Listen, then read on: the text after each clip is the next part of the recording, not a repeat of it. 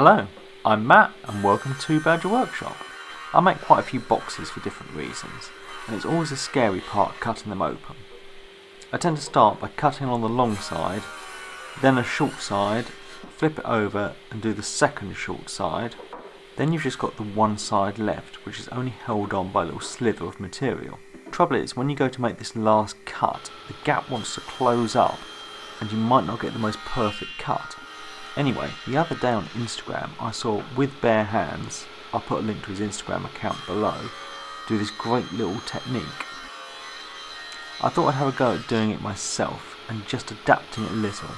So in that bit of MDF I've cut a slit, which is obviously going to be the width of the curve of the blade.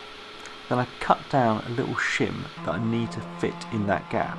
I got the cut pretty close on the table saw and then just a bit of sanding just to finesse the fit. My plan was to glue this shim in, but actually the friction fit was so good that I think that will be absolutely fine.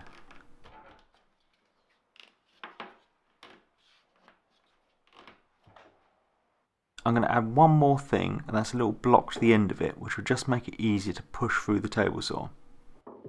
Now I'm overcomplicating all of this. You could just look for your scrap pile and find a thin shim to put in the gap.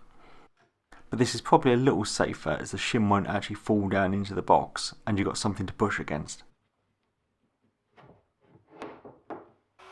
So back to cutting this box open. It's already cut on 3 sides.